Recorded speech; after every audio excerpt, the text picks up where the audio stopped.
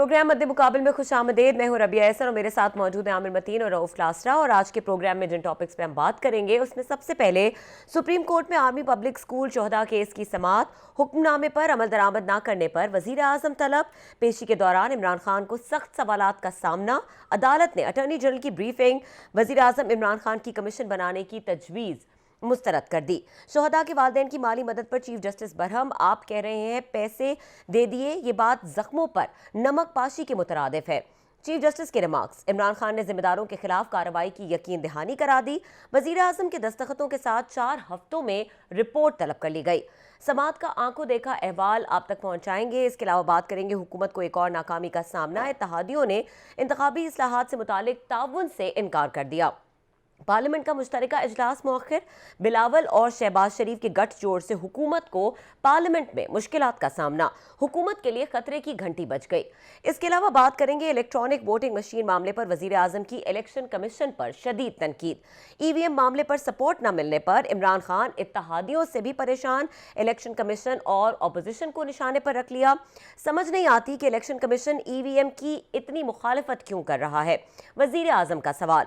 इत्तेहादियों के भी तेवर बदल गए, क्या इमरान खान हुकूमत कमजोर पड़ चुकी है, इसके ऊपर भी बात करेंगे। हमारे साथ हमारे रिपोर्टर भी मौजूद हैं सबीउल हसनैन, और उन्होंने जो आज की ये कार्रवाई है, अहम कार्रवाई थी, इसको कवर भी किया है, वो भी हमें ज्वाइन कर चुके हैं। क्लास साहब, सभी से पहले बात करें या आप पहले कुछ कहना चाहेंगे? सभी से चलें पूछ लेते हैं, क्योंकि आज बड़ा एक मेरा ख्याल मेजर इवेंट था। ये तीसरे प्राइम मिनिस्टर ऑफ पाकिस्तान है जो वहाँ पे पेश हुए हैं।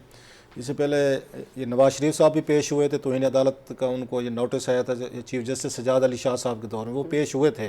बहुत कम लोगों को पता है कि लोग समझते हैं कि शायद नहीं हुए थे, वो पेश हुए थे। फिर उसका यूसुफ गिलानी साहब हुए थे पेश, अब तीसरे इमरान खान साहब पेश हुए हैं। और दोनों के नतायज जो है ना, पहले वाले कोई इतने ज़्यादा अच्छे नहीं निकले थे। वी होप के थर्ड जो प्राइम मिनिस्टर गए हैं वहाँ पे, इसका नतीजा कोई बेहतर निकले। सही। तो सभी ज़रा बताएंगे कि आज ये अचानक क्या हुआ, ऑल ऑफ सडन पूरे टीवी वहाँ स्क्रीन पे वो आके फटे चलना शुरू हो गए, जी वज़ीर आज़म को बुला लिया है। और कोई बड़ी नो बॉडी वाज, वो कहते हैं ना कि उसमें एक्सपेक्ट नहीं कर रहा था कि अचानक प्राइम मिनिस्टर को बुला लिया जाएगा। क्या हुआ वहाँ पर सुप्रीम कोर्ट में, आप वहाँ पर मौजूद थे, कि कौन सी ऐसी डेवलपमेंट हुई कि जिस पर चीफ जस्टिस ने और बेंच ने फैसला किया कि प्राइम मिनिस्टर ऑफ पाकिस्तान को फ़ौरन समन किया जाए? जी बिल्कुल, आज सुप्रीम कोर्ट में साने एपीएस के शोधा के हवाले से केस की समाअत हुई और केस की समाअत के दौरान अदालत ने अटॉर्नी जनरल से इस्तफसार किया कि क्या आपने गुज़श्ता हुक्मनामे की, गुज़श्ता समाअत के हुक्मनामे के ऊपर हुकूमत से कोई इंस्ट्रक्शन थी। तो अटॉर्नी जनरल ने कहा कि नहीं, मैंने अभी जो है तो फैसला जो है, हुक्मनामा जो है वो वजीर आजम से शेयर नहीं किया। उस पर चीफ जस्टिस ने जो है तो वजीर आजम को तलब किया। आज वज़ीर आज़म पेश हुए और उनको काफी सख्त सवालात का भी सामना करना पड़ा। मैं आपकी बात काट रहा हूँ, इससे पहले कि आप उधर जाएं, इन पिछला ऑर्डर क्या था जो उन्होंने, ये अटॉर्नी जनरल ने वज़ीर आज़म को नहीं पढ़कर सुनाया या नहीं किया, उसमें बड़ी अहम चीज़ें थी। मैं इसलिए चाहता हूँ कि आवाम को थोड़ा सा पता चले उस पिछले ऑर्डर में क्या था जो चीफ जस्टिस साहब ने किया था, जो उन्होंने अटॉर्नी जनरल ने आके प्राइम मिनिस्टर को नहीं बताया। बिल्कुल, ये 12/10/2021 का ऑर्डर है। उसमें जस्टिस गुलजार साहब ने लिखा कि जो वालिदैन हैं शोधा के, उन्होंने शिकायत की है कि जो साने एपीएस के वक्त जो जिम्मेदारान थे उनके खिलाफ एफआईआर जो है तो वो रजिस्टर नहीं की गई।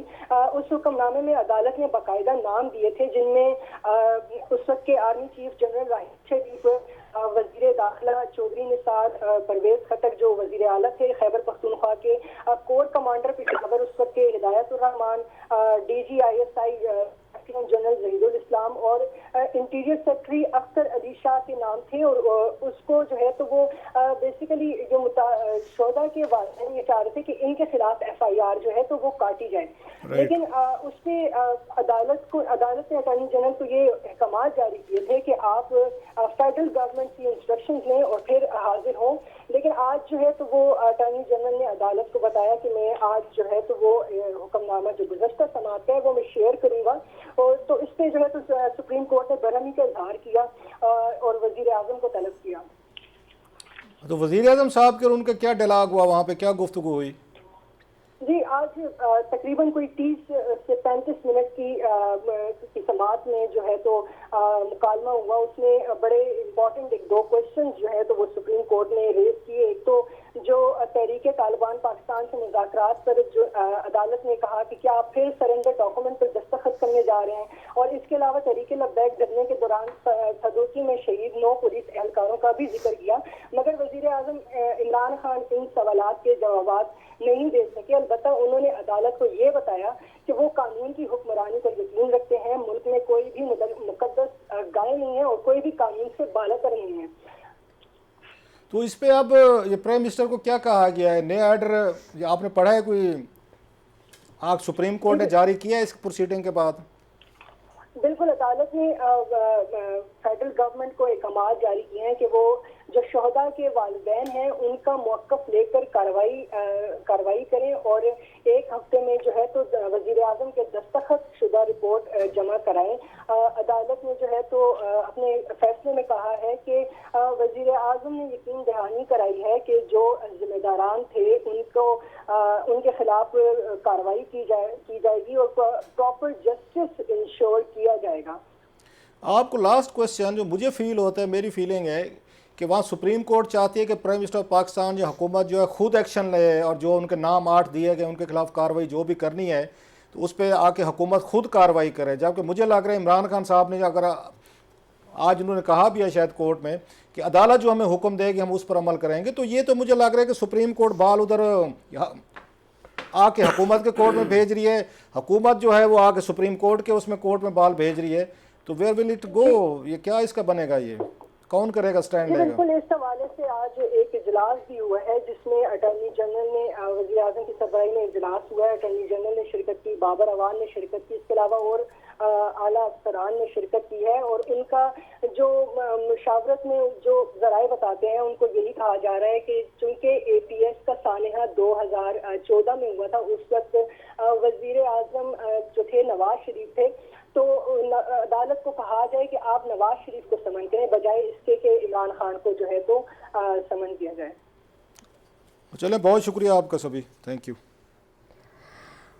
अच्छा क्लास साहब, हमारे साथ जो वकील शोहदा APS है अमानुल्लाह कनरानी, वो भी हमें कुछ देर में ज्वाइन करेंगे। मैं मेरे ख्याल से आमिर साहब के पहले कमेंट्स ले लेती हूँ। आमिर साहब, जो ये सारी कार्रवाई सभी ने हमें बताई, आंखों देखा है वालों ने बताया, और क्लास साहब ने एक अहम सवाल किया कि एक तो दोनों तरफ से ये देखा गया कि एक दूसरे के कोर्ट में बॉल जा रही है, और जो सवालात उठाए गए अदालत की जानिब से उसको वज़ीर आज़म ने कैसे आंसर किया, उसके बारे में क्या कहेंगे? उसके अंदर एक जो कंप्लेनेंट थे उनकी इस्तदा थी कि पर्चे दर्ज किए जाएं जनरल राहील शरीफ के मतलब, परवेज़ खट्टक जो उस वक्त चीफ मिनिस्टर थे, और चौधरी निसार अली खान के मतलब जो है, तो गवर्नमेंट को, और DGI जो है, तो गवर्नमेंट ने अपना वर्जन देना था कि जो भी इस्तदा थी गवर्नमेंट ये अगर पहले एक्शन ले चुकी होती कि जनाब उनके खिलाफ कोई ऐसी चीज़ नहीं पाई गई और हमने बाकी कर लिया, तो ये वाली वो दी।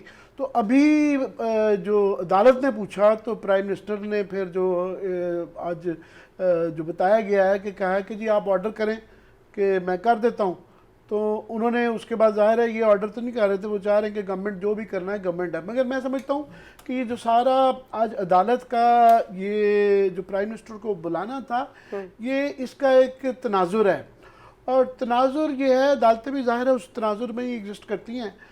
तनाजुर ये है कि ये जो पहले TLP के साथ मुआहदा हुआ और उसके ऊपर भी सुप्रीम कोर्ट की एक जजमेंट आ चुकी हुई है, और उसके बाद जो ख़ास तौर पे TTP है, तहरीक तालिबान पाकिस्तान जो है, ये जो इससे 80,000 पाकिस्तानी मारे गए हुए हैं, और APS जो है पाकिस्तान की तारीख में उससे बड़ा दाग कोई नहीं है। लोगों के आज भी वो उसका जिक्र सुनते हुए लोगों के आंसू आ जाते हैं। उसकी फैमिलीज भी थी और पूरा पाकिस्तान और पूरा दुनिया खिता उसके अंदर इन्वॉल्व था।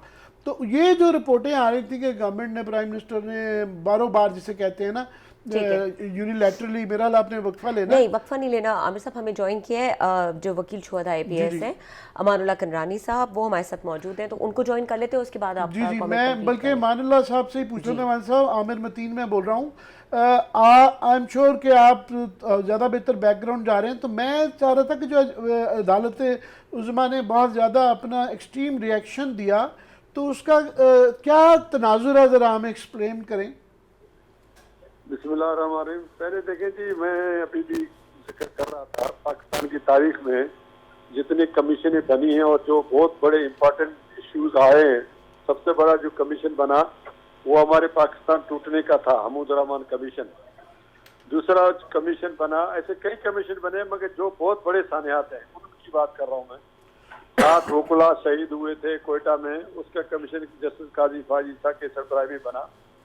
और ये तीसरा बहुत बड़ा वाक़या है हमारे शोधा APS का, उसके अंदर 400 के करीब जो 150 शहीद हुए बच्चे, उसके मुलाजमीन और अमले वाले, और 150-200 जख्मी हुए, 400 लोग मुतासर हुए शोधा और जख्मी। तो उस वाक़े के बारे में जो कमीशन बना, आपने देखा रियासत हमारी कभी संजीदा नहीं हुई और उसने कभी इन कमीशन की रिपोर्ट्स को संजीदगी से नहीं लिया, न किसी रिस्पॉन्सिबल बंदे को आवाम के सामने पेश किया। हमेशा सतही तौर पर एक क्लर्क को ला के पेश करते, एक सिपाही को, या APS में एक ब्रिगेडियर जो वहाँ इंचार्ज था उसको जो है उन्होंने डिमोट किया एक दर्जा, या उसकी तरक्की रोक ली।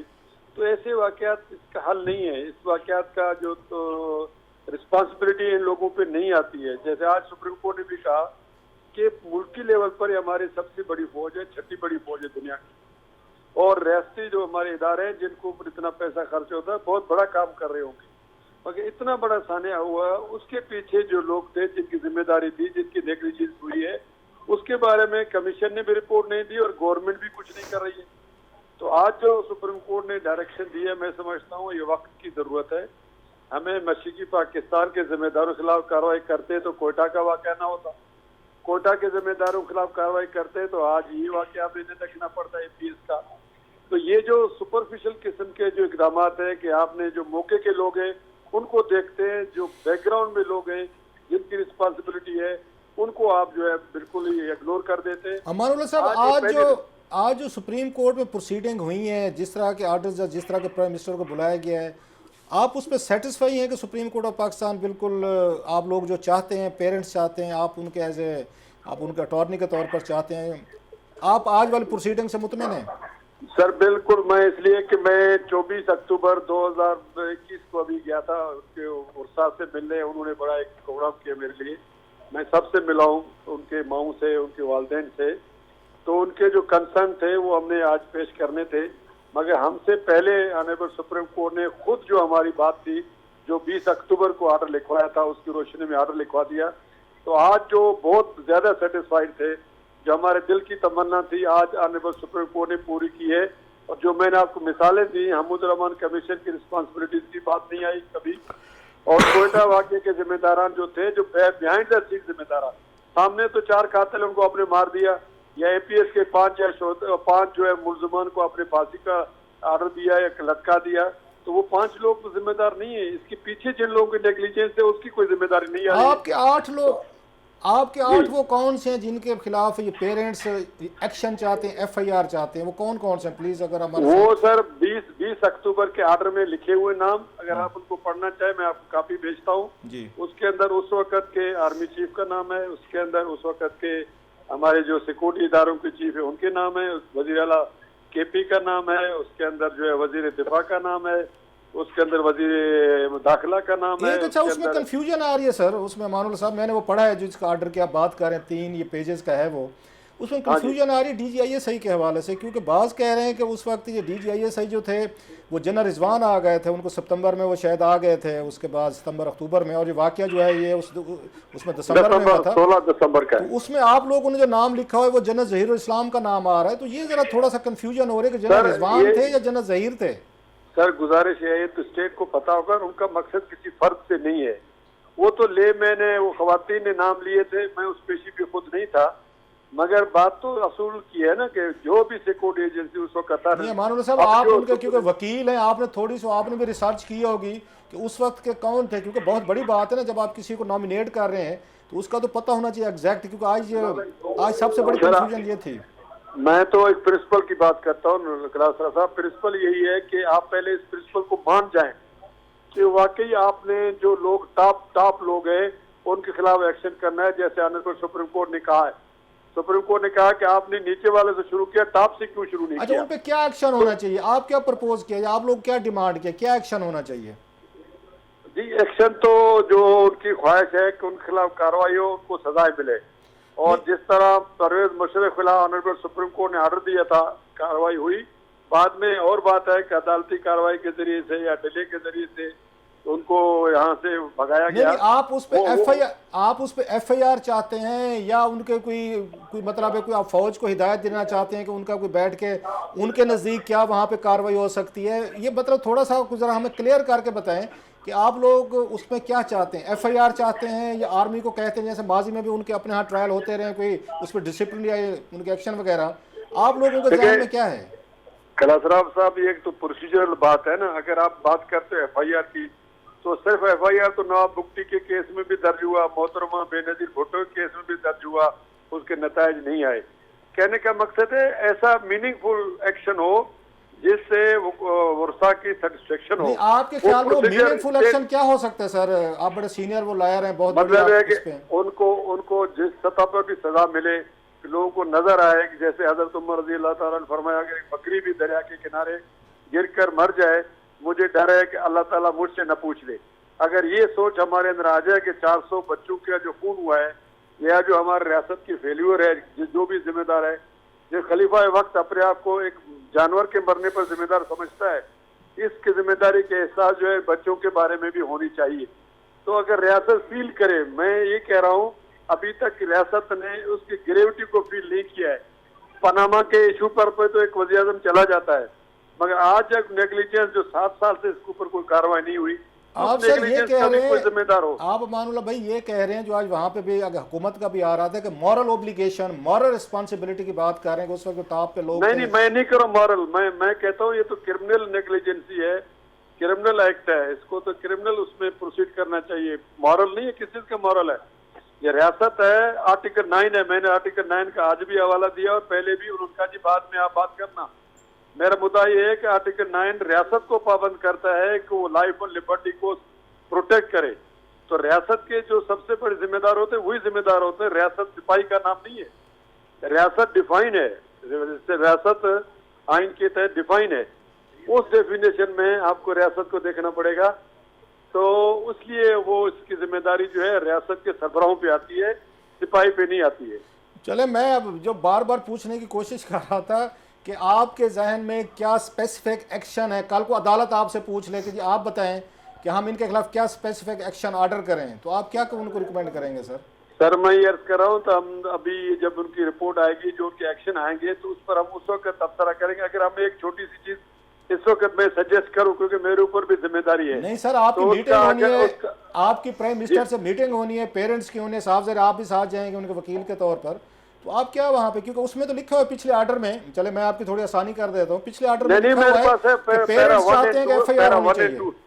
जी सर, मैं देखे, मैं वकील भी हूँ, क्रिमिनल काम भी बहुत किया है, मैं तजर्बे भी है ना। मैं किसको डाइल्यूट नहीं करना चाहता एक इशू पे। मैं कहता हूँ मीनिंगफुल सजा मिलनी चाहिए, उसके तरीकेकार बैठकर तय किया जा सकता है। पहले इसको तस्लीम तो करें, देखे ना, अभी आपका अटॉर्नी जनरल इसको तस्लीम ही नहीं कर रहा है, वो तो कहते हैं इखलाकी पहलू है, दूसरे कहते हैं तो बनता ही नहीं है। पहले उनका आने दें, जो 4 हफ्ते का आने पर सुप्रीम कोर्ट टाइम दिया, जो सुप्रीम कोर्ट ने लाउडली जो एक्सप्रेस किए अपना पॉइंट ऑफ व्यू, उसकी रोशनी में उनका रिस्पांस आएगा तो हम बात करेंगे। आज मैं एक बात करूं, कल फिर मैं दूसरी बात करूं, ये मुनासिब नहीं। मीनिंगफुल इसलिए पहले रिपोर्ट आए तो मैं एक्सक्लूसिव बात। नहीं सर, मीनिंगफुल एक्शन से आपकी क्या मुराद है? आप बड़ा इंतहा कोर्ट वाली जबान, मतलब थोड़ा आम आदमी समझ नहीं पा रहा, मीनिंगफुल एक्शन से क्या मुराद है आपकी? सर अभी देखे, मैं अब ये तो नहीं कह सकता इनको स्क्वाड के सामने खड़ा किया जाए और उनको शूट किया जाए, अब ये भी मुझसे अपना कहे, या मैं ये कहूँगा एक सब इंस्पेक्टर जो एफआईआर दर्ज करता है और एक इंस्पेक्टर जाकर तफ्तीश करता है, वो जाकर जीएचक्यू में घुसकर वो फाइलें ले ले, ये भी मैं नहीं कह सकता, मुमकिन नहीं है। देखो ना, आप ग्राउंड रियलिटीज की बात करें, मकसद उस थीम का है, उस तस्वुर का है, उस सोच का है। पहले रियासत हमारी उस सोच को डेवलप करे कि वाकई कोई ना कोई रिस्पॉन्सिबल है। ये तो तरीकेकार की बात है। खिलासा साहब, आप मुझको क्यों बंद गली में ले जा रहे हैं? मैं एक बात कर दूं और उसी पर खड़ा रहूं, बाद में बोल दूं नहीं, तो आप मुझे इजाजत दें कि 4 हफ्ते के बाद रिपोर्ट आती है, मैं उस वक्त बात करूंगा क्या करना चाहिए। बहुत शुक्रिया। मेरे नजर में मेरे जो तजर्बात है बड़े तल्ख है। आपको पता है मैं पॉलिटिकली बहुत एक्टिव रहा हूँ और वकालत में भी माशाल्लाह, और जो भी एडवोकेट जनरल भी था, तो आज भी मुझे जो पता है बहुत सारी सतही चीजें सामने आती हैं। चले आपको फिर जब आप कह रहे हैं कि 4 हफ्ते बाद रिपोर्ट आएगी तो फिर आपको मानुल्लाह साहब आपको ज़हमत देंगे। थैंक यू वेरी मच, आपने हमें ज्वाइन किया, बहुत शुक्रिया आपका। जी, ब्रेक का वक्त हो रहा है, ब्रेक ले लेते हैं और उसके बाद जो अमानुल्लाह कनानी साहब ने गुफ्तगू की इस पर तबसरा करेंगे। हमारे साथ रहिए।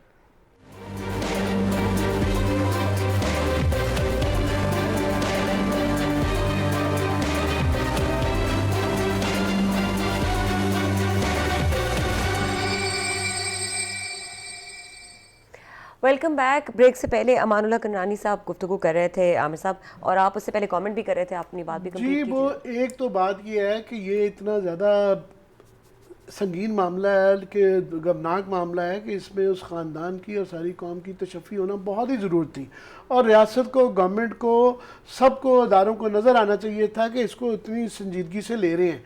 जब ये एक रिपोर्ट आ गई 9/11 की जो रिपोर्ट आई, उन्होंने डिस्पोज ऑफ की वन वे और अनदर। आप या तो वो कहें, जाहिर है उनकी तशफ़ी होती है कि जनाब किसी अदालत ने भी आज कहा कि छोटे छोटे चंद बंदों को आपने फारिग कर दिया। अब ये नहीं है कि वो जो कह रहे थे कि ग्राउंड रियलिटीज़ के उनकी तो होगी कि जी उस ज़माने के राहिल शरीफ साहब को, ISI चीफ को और बाकी क्या गवर्नमेंट का ये काम था ये कहना कि जनाब ये या तो हमने तफ्तीश की है, इनका डायरेक्टली रोल नहीं नज़र आता, या उनको क्लियर कर देते, या उनके खिलाफ एक नज़र आता कि जनाब ये हमने ये कर दी है कार्रवाई जो है, या कम से कम दरमियाने लेवल के कुछ गए होते हैं, नीचे से कुछ चंद फारग कर दिए। एक तो ये है कि उनकी जो नफ्सियाती और बाकी जो कानूनी तशफ़ी है वो नहीं, और गवर्नमेंट का बिल्कुल PTI गवर्नमेंट का इसके ऊपर गैर संजीदा रोल था। इवन आज भी प्राइम मिनिस्टर का मैं समझता हूँ इसको जितना ये संगीन मामला था और जितना है। दूसरा इसका एक तनाज़र जो मैं कह रहा था, TTP का जब हुआ है तो सारी सिर्फ अदालत ही नहीं, हम लोग भी सारे वो उसमें हैं, क्योंकि पूरी कौम जो है उसकी निगाहें इस पे हैं। 80,000 बंदा मारा गया हुआ है, उसके बाद APS का वाक़या हुआ है। तो ये जिस तरीके से, ये नहीं कि जो किया जा रहा है, जिस तरीके से किया जा रहा है, दोनों में है। किया जा रहा है कि प्राइम मिनिस्टर की जगह इशारा दे देते हैं कि ये हमारी बातचीत चल रही है, उसके बाद पता चलता है कि जनाब वो सीज़ फायर। और जो पार्लियामेंट को ना आप अपनी पार्टी में कैबिनेट के अंदर ये डिस्कशन खुल के हो रही है, ना ये पार्लियामेंट के अंदर डिस्कशन हो रही है, ना मीडिया को किसी कॉन्फिडेंस में लिया जाता है। ये एक नेशनल इशू है, इसका नज़र आना चाहिए था कि कोई नेशनल कंसेंसस लेते हैं इस तरह का फैसला करवाने से पहले कि जनाब ये हम करने जा रहे हैं। तो इवन जब पार्लियामेंट को भी बताया गया, ये तफ्तीश गई है, पता चला जी एक दिन पहले जो है वो सीज़ फायर का ऐलान हो चुका है, एग्रीमेंट पहले हो चुका हुआ था। बाद में पार्लियामेंट को ये कॉन्फिडेंस में लिया गया है। और वो बिलावल बिल्कुल ठीक कह रहे हैं, RSM में गलत बयान आया था कि जनाब जब हमें ब्रीफ किया था आपने मुआहदा तो पहले कर लिया हुआ था। दूसरा ये कि मुआहदा करने के ऊपर एक इसके अंदर दोनों तरफ की राय है।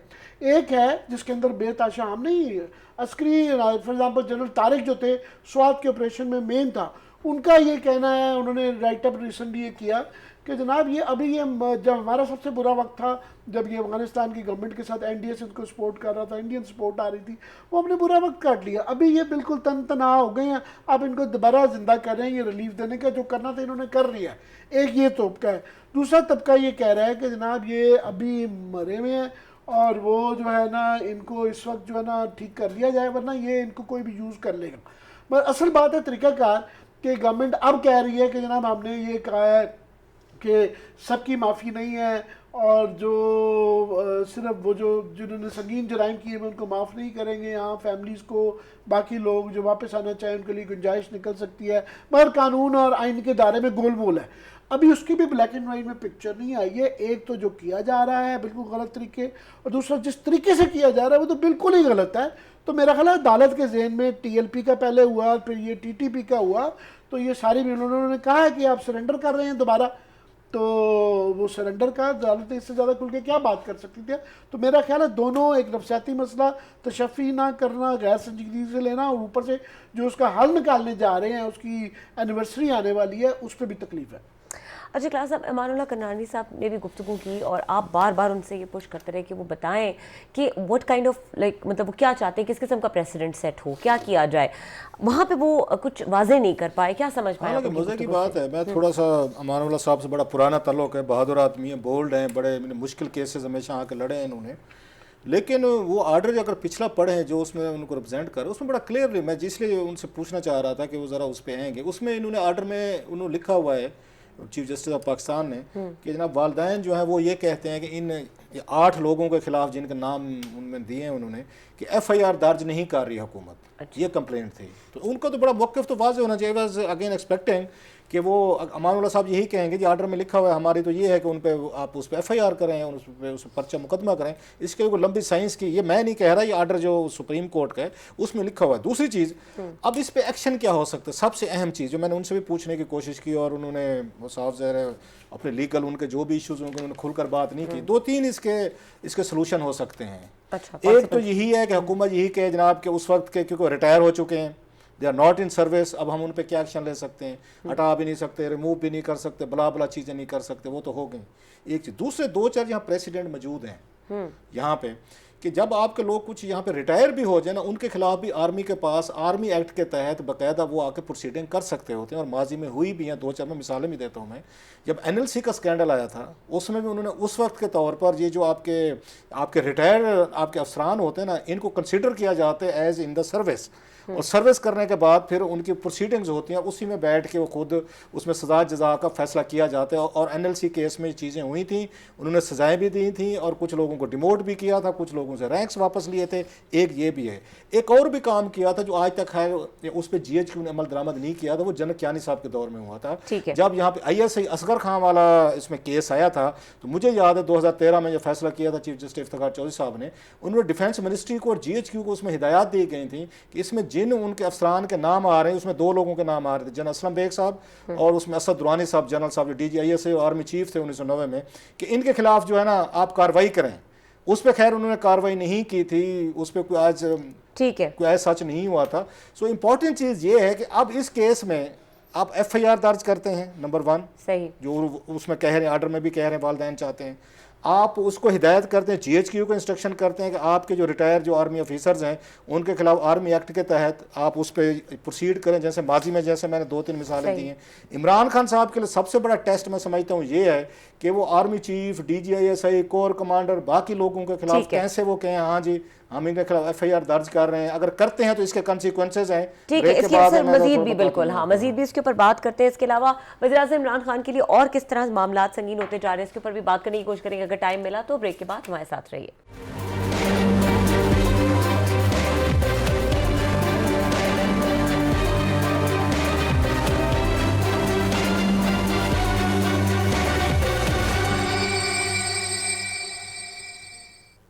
Welcome back. आमिर साहब, आज की ये एक तरह से तारीखी पेशी वज़ीर-ए-आज़म इमरान खान की और फिर जो बाकी मामलात हैं, कुछ लग रहा है कि वज़ीर-ए-आज़म इमरान खान एक बंद गली में फंस गए, जॉइंट सेशन भी इमरान खान साहब के जो है ना जो पावर है ना, ताकत उनके हाथों से निकल रही है। वो जिस तरह रेत हाथ में से निकल जाती है ना, ये नज़र आ रही है कि रेत निकल रही है।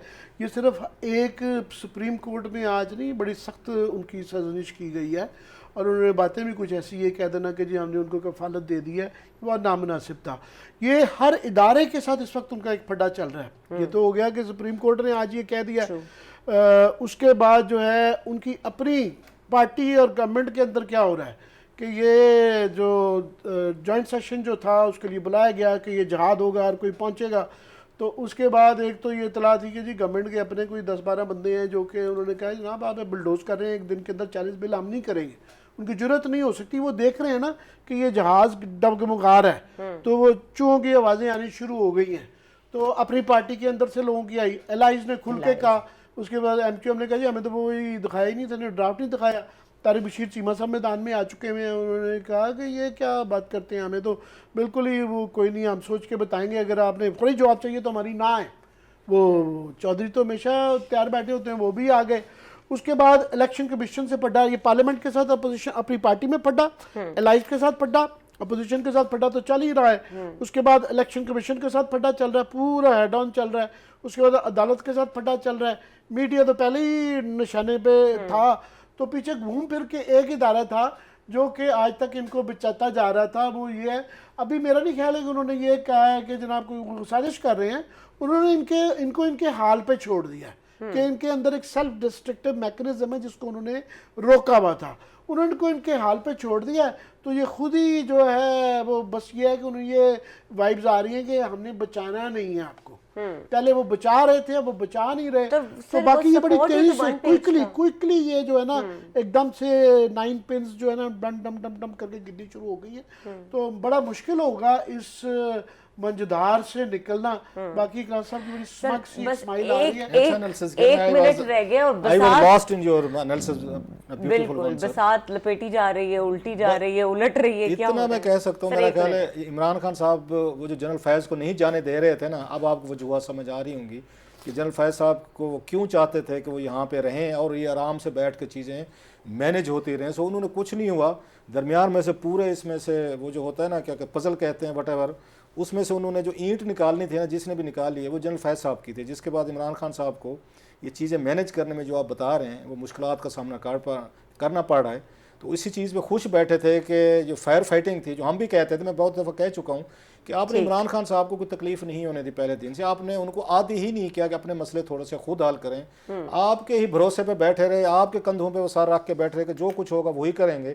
खान साहब के लिए भी ये गलत चीज़ थी कि उन्होंने कंधे इस्तेमाल किए। आज पता ये चला कि उन्होंने कंधा पीछे कर लिया है, अब आपके पास कोई सर नहीं बच गया जिस पर बैठ कर थोड़ी देर के लिए अपने आंसू बहा सकें। आप भी पहले दिन अपने पैरों पर खड़े होते ना, खुद अपने मसले खुद हल करते, तो फिर आज आपको ये कमी ना महसूस हो रही होती कि जनाब दाएं बाएं इधर से हमें सपोर्ट नहीं मिल रही, हमारे MNS को टेलीफोन कॉल्स नहीं जा रही हैं, मैंने इतने यकदम उनमें बहादुरी बढ़ गई, बिजली के करंट लग गए हैं कि जनाब वो आने से इनकारी हैं।